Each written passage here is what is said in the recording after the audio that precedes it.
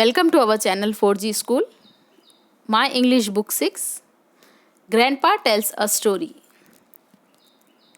इससे क़ब्ल के असबाक़ देखने के लिए हमारे चैनल 4G स्कूल को सब्सक्राइब कीजिए।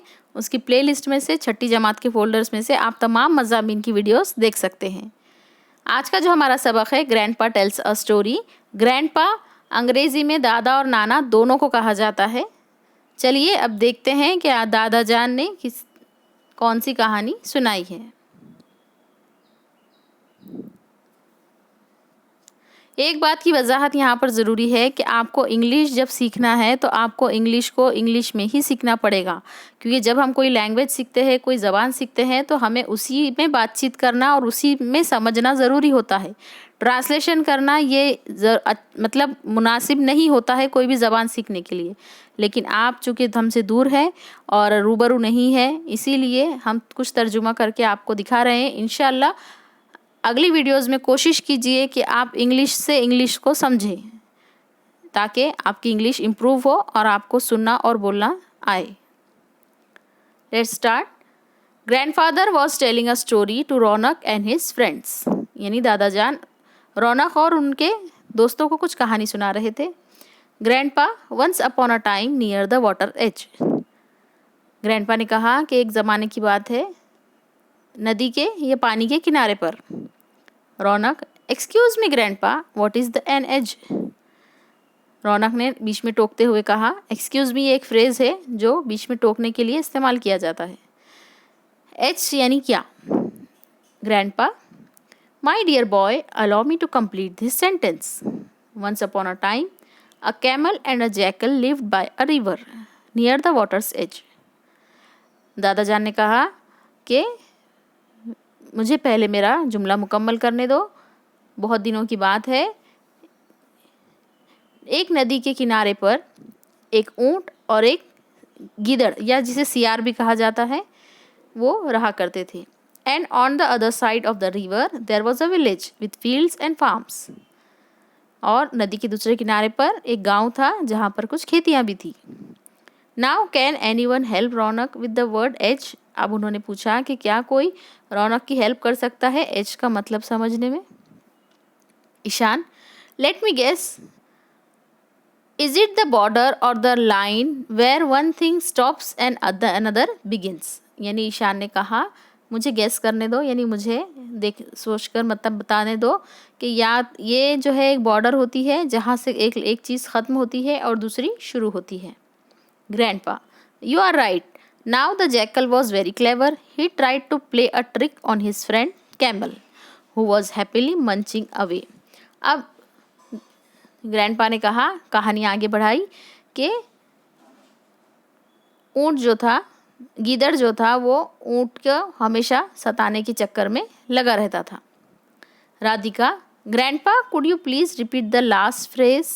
राधिका ने कहा क्या आप आखिरी का फ्रेज़ दोहरा सकते हैं। Grandpa happily munching away the camel was happily and slowly eating munching away his food. Happily munching का मतलब जिस तरह जुगाली करते हैं जानवर, आपने देखा होगा गाय बकरी वगैरह, तो उस तरीके से उसे हैप्पीली मंचिंग कहा गया है। यानी कि बहुत खुशी से वो आराम से अपना चबा चबा कर अपनी ग़िज़ा खा रहा था। Children oh. Grandpa the jackal began to tempt him to go for a sugar cane treat. यानी कि जैकल ने कहा ऊँट से कि वो शुगर कैन यानी कि जो सामने गन्ने की खेती है वहाँ जाकर गन्ने खाएंगे, यानी treat. Vidya pardon grandpa I didn't get the last word, could you repeat those. Vidya ने कहा पार्डन यानी कि दोबारा दोहराइए दादा जान, मुझे आखिरी का अल्फाज समझ में नहीं आया। Grandpa a sugar cane treat. Vidya sorry grandpa but I did not understand the phrase a sugar cane treat. Vidya ने कहा मुझे माफ़ कीजिए मगर मुझे ये नहीं समझ में आ रहा है कि शुगर कैन ट्रीट क्या है। Grandpa a treat is something special that once enjoys. The jackal wanted to camel to give with him to the sugar cane field. To go with him to the sugar cane field. यानी कि treat मतलब कोई चीज़ enjoy करना, जैसे कोई आप party देते हैं या कहीं दावत में जाते हैं उसे हम ट्रीट कह सकते हैं।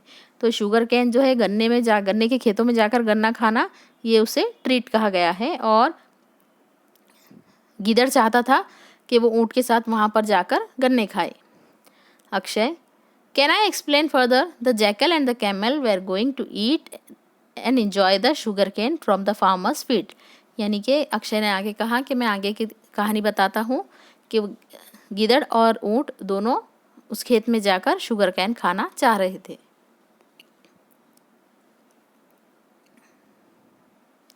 Radhika, why everyone will enjoy a sugar cane treat?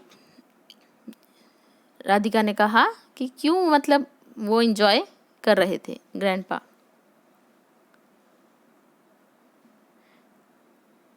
Grandpa, yes, you have understood the meaning of treat.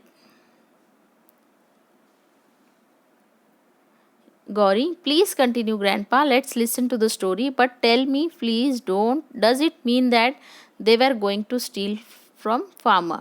यानी कि गौरी ने कहा कि आप कहानी कंटिन्यू कीजिए, आगे बढ़ाइए और हमें आगे जाके मालूम करना है कि कहानी में क्या हुआ। Shreya, Maybe, but let's listen to the story. Grandpa, let's please have the questions. यानी गौरी ने कहा कि क्या वो फार्मर के किसान के खेत में जाकर वो गन्ने छीनना चाहते थे। तब श्रेया ने कहा कि हो सकता है, लेकिन हम पहले कहानी सुन लेते हैं, फिर बाद में क्वेश्चंस करेंगे। अब देखिए यहाँ पर ये कहानी, ये कन्वर्जेशन ख़त्म होता है। Read the conversation allowed. आपको यही कन्वर्जेशन मुकालमा ज़ोर से पढ़ना है। इसके बाद देखिए ग्रुप वर्क है। Form a group of 4 to 5. One person reads aloud a story or a poem or a passage. Other interrupt him, her, or politely using any suitable expression from the box. The person speaking, reading should answer or explain without getting angry. If the person gets angry, someone else takes up the reading. यानी आपको कोई भी एक सबक या नज़म लेना है, पढ़ना है, और उस पढ़ाई के दौरान दूसरे बच्चे आपको रोकेंगे, टोकेंगे, क्वेश्चंस पूछेंगे, और अगर आपको गुस्सा आ जाए तो आप आउट हो जाएंगे, फिर दूसरा बच्चा रीडिंग कंटिन्यू करेगा। और जो बच्चे आपको टोकने वाले हैं वो इन चीज़ों का इस्तेमाल कर सकते हैं, जैसे कि pardon, excuse me, sir, madam, या फिर और उसका रिप्लाई पढ़ने वाला बच्चा देगा yes, can you, could you, repeat that please, will you please say that again. इस तरीके से भी बच्चे टोकेंगे और पढ़ने वाला बच्चा कहेगा sure, certainly. Next, sorry but I did not gate the last word sentence, okay I will repeat it. इस तरीके से कुछ बच्चे रुकावट डालेंगे और उसका रिस्पॉन्स जो है पॉजिटिवली अच्छे से पढ़ने वाले बच्चे को देना होगा। अगर उसे गुस्सा आ गया या उसने कुछ क्रॉस आंसर दे दिया तो वो आउट हो जाएगा। Could you please explain that, could you explain that the meaning of. Answer इस तरह होगा, उसका रिएक्शन ऐसा होगा पढ़ने वाले का, I will explain it afterwards, not now, later on. यानी उसने कहा मैं ठीक है आखिरी में बताता हूँ या फिर बाद में बताऊँगा। Excuse me, can I ask something. इस तरीके से भी बीच में टोका जा सकता है पढ़ने वाले को, और इसका रिस्पॉन्स होगा गो अहेड, यानी कि ठीक है बोलिए। अब देखिए story. Read grandpa story allowed. Grandpa story. अब देखिए जो कहानी हमने पढ़ चुके हैं कन्वर्जेशन की शक्ल में, ये आपको कहानी की शक्ल में दी हुई है, लेकिन इस कहानी का हम आपको अब तर्जुमा नहीं बताएंगे, हम सिर्फ रीड करेंगे। आप भी कोशिश कीजिए किसी तरीके से रीड करें और इसे कहानी को इंग्लिश में ही समझने की कोशिश करें। चलिए सिर्फ उन्वान हम आपको बता देते हैं, टिट फॉर टैट, यानी कि जैसे को तैसा। चलिए अब हम कहानी पढ़ रहे हैं, आप उंगली रखिए और अल्फाज को दोहराइए। Once upon a time a camel and a jackal lived by a river near the water's edge, and on the other side of the river there was a village with fields and farms. The jackal was very clever. He tried to play a trick on his friend camel, who was happily munching away his food. The jackal began to tempt him to go for a sugarcane treat in the farmer's field. At first the camel hesitated, but in the end he agreed to go with the jackal and raid the sugarcane field. The jackal sat on the camel's back and the two friends crossed the river. They ate their fill in the sugarcane field. Suddenly the jackal began to howl. अब देखिए हाउल एक नया लफ्ज़ है। हाउल का मतलब है जो जैकल आवाज़ निकालता है, जिसे जो जानवर की आवाज़ होती है ये उसे हाउल कहा जाता है। Said the camel, you will wake the farmer, but the jackal went on howling. Sure enough, the farmer and his helpers came running to the field. The naughty jackal slipped away, but the poor camel could not do so. The farmer beat him up and drove him away. The jackal was waiting for the camel at the riverside. He said, "Sorry, brother, but I am in the habit of singing after a good dinner. I hope you didn't mind it much." The camel didn't say anything. He let the jackal sit on his back and entered the river. Near the middle of the river, the water was very deep.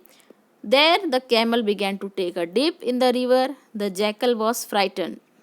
"What are you doing, you silly fellow? Are you trying to drown me?" "No, brother," said the camel. "It's just that I am in the habit of taking a dip in the river after a good meal. I hope you don't mind." The naughty jackal learned his lesson. He never troubled the camel again. यहाँ ये कहानी ख़त्म होती है। इस कहानी को हम फिर भी तर्जुमा इसका थोड़ा सा बता देते हैं आपकी मदद के लिए। कुछ नए अल्फाज हैं इसमें। बहुत दिनों की बात है, ऊँट और गीदड़ दोनों नदी के किनारे रहा करते थे। नदी के दूसरे किनारे पर एक गन्ने का खेत था। एक दिन गीदड़ ने ऊँट से कहा कि चलो हम उस किनारे पर जाकर गन्ने खाते हैं या गन्ने की दावत उड़ाते हैं। और दोनों राज़ी हो गए। दोनों वहाँ पहुँच गए। वहाँ पहुँचने के बाद उन्होंने पेट भर कर गन्ने खाए। उतना खाना होने के बाद गीदड़ अचानक चिल्लाने लगा। ऊँट ने उसे कहा कि खामोश हो जाओ वरना किसान आ जाएंगे। लेकिन उसने कहा कि जब मैं अच्छा खाना खाता हूँ तो ये मेरी आदत है कि मैं इस तरह से हाउलिंग यानी कि आवाज़ निकालता हूँ। और उतने में किसान आ गए और उन्होंने ऊँट को मारा और वहाँ से गीदड़ फरार हो गया। अब वापसी में जब गीदड़ ऊँट की पीठ पर बैठा और वो दोनों नदी पार करने लगे, तब ऊँट दरमियान में पहुँचकर पानी में डुबकियाँ लेने लगा। उस वक्त गीदड़ बहुत डर गया। फ्राइटन यानी कि डर जाना। बहुत डर गया और उसने कहा कि ये तुम क्या कर रहे हो, तुम मुझे गिराना चाहते हो? तब ऊँट ने कहा कि जब कभी मैं अच्छा खाना खाता हूँ तो ये मेरी आदत है कि मैं पानी में डुबकियाँ लगाता हूँ और उम्मीद है कि तुम्हें बुरा नहीं लगेगा। इस बात के बाद गीदड़ को अपनी गलती का एहसास हो गया और फिर उसने दोबारा कभी ऊँट को ना सताने का फैसला किया। Now put the following pictures in a proper sequence. यहाँ पर आपको ये तस्वीरें प्रॉपर सीक्वेंस में लगानी है कि किस तरीके से कहानी शुरू हुई और कौन सी तस्वीर दरमियान की है और कौन सी आखिर की।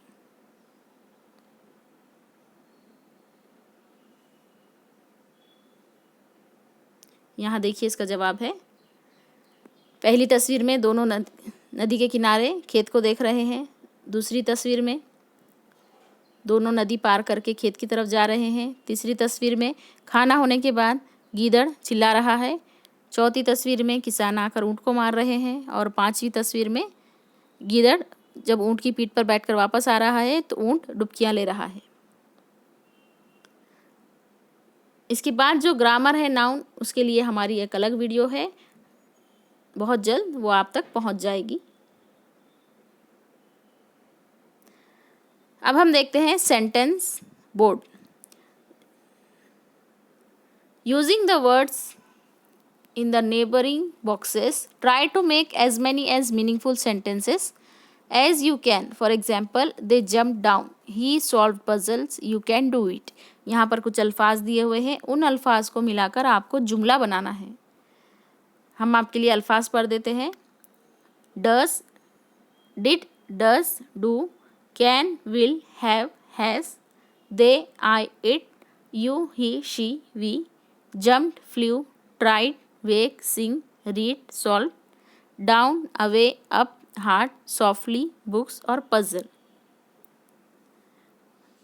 यहाँ पर ये सेंटेंसेस बनाने में अगर आपको कोई परेशानी हो रही है तो इंशाल्लाह इसके लिए हम एक अलग सा वीडियो भी बनाने वाले हैं। तब तक के लिए हमारे चैनल 4G स्कूल को सब्सक्राइब कीजिए, इस वीडियो को लाइक और शेयर ज़रूर कीजिए और हमारे साथ बने रहिए। ताकि आपको इसी तरीके से अच्छी अच्छी वीडियोज़ हासिल हो सके।